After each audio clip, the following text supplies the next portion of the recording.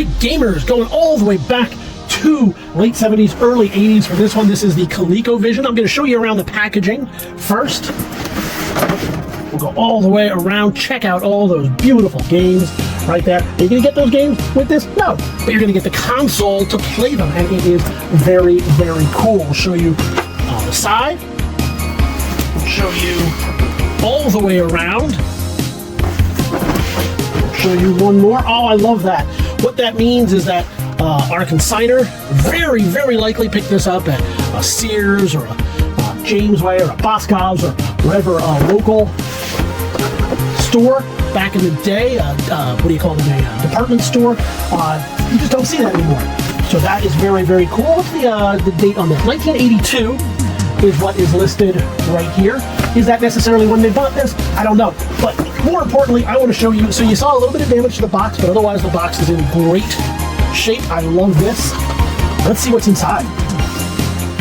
Well, see why there's a little bit of tear. It's because these, oh yeah, look at that. It's because these controllers, they have moved around a little bit.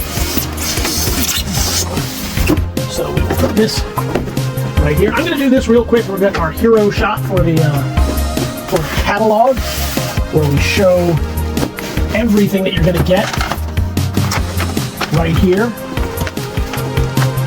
Yeah, very nice. Look at the size of that wall wart right there, that power strip, looking very, very huge, super 80s. We'll zoom right on up here so you can see that is everything you're going to be getting. I'm going to walk you through it here in a moment to see those classic ColecoVision paddles. Let's move the box out of the way. You saw the box, you know that you're getting it. You're going to get the arcade quality system booklet here, so it shows you exactly how to do everything, which is nice. You know, back in the day, you could set this up pretty easy. It might have required instructions. Now, in order to get this for your TV and working, it's going to require a lot more to get a working TV if you're planning on doing it that way. We sometimes set it up here in the studio for testing.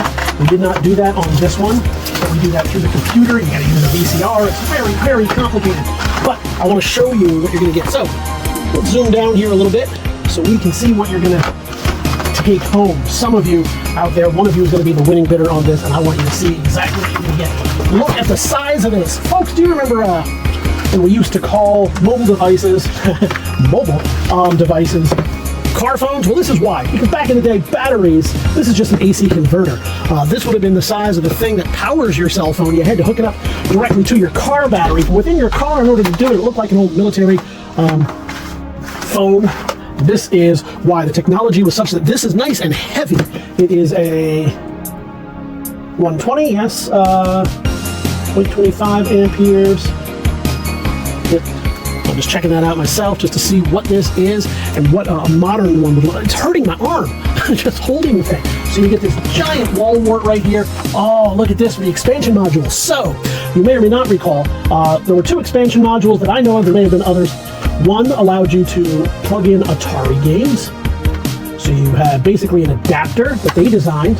I don't know if they were ever sued over that. One would imagine they should have been. Here's where you put in the other cartridge right here. And you may need to, well, I won't recommend that you blow on it, but you know how it is. Sometimes that needs to be, if you're adept at such things, you can clean that out a little bit. We did talk to our consignor. It's a consignor that I trust, and they did tell us that they were able to test it and play the game. Sometimes, just like with the Ataris, you got to take it out, put it back in, take it out, put it back in until the connections are good. Not with every game, but be aware of that. But as of that time, they told us that it did play, it did work.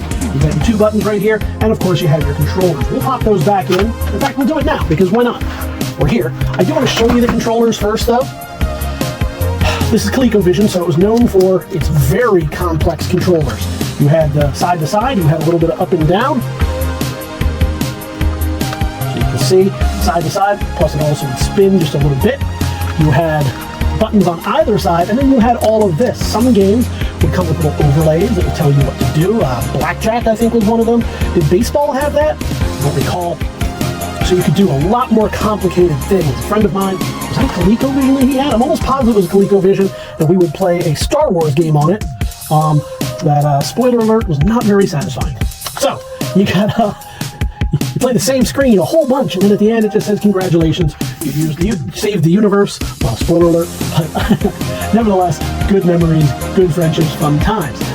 That was what these controllers did, and I'll show you this one too. They also got a nice, can you hear that? Yeah, nice little, that beeping sound. I don't know what that was. That was not it, but this, it's got a nice click. It's got a nice feel to it. These not as satisfying, but that, oh, I like that. Even the pound and the asterisk there. And then the same here. I'll show you what it does. Yeah, so still some good life in there. Now what I'll do is I'll put these back in. If you'll indulge me for just a moment. Maybe I won't. You know, for time constraints, I'll leave it out for now. We will certainly put it back in there nicely. I think I have to unplug these. But you know what? Since I am going to unplug them anyway, yeah. Why don't we show you that? You can see the plugs are in good shape. I'll show you the other one. Plugs in good shape. So if you are here in the gallery with us, I know you'd want to look over these things and make sure that they were to your liking. Since you're not here in the gallery with us, this is our next best thing.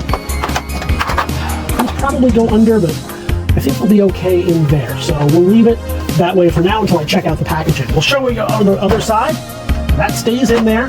Here is for the power with this super duper weird proprietary thing. So that goes in, and I suppose our keyboard switch right there. I'll show you the underside so you can see the serial numbers and so forth as those controllers fall right back out. But we'll get you a shot of that so you can see it. Move this out the way.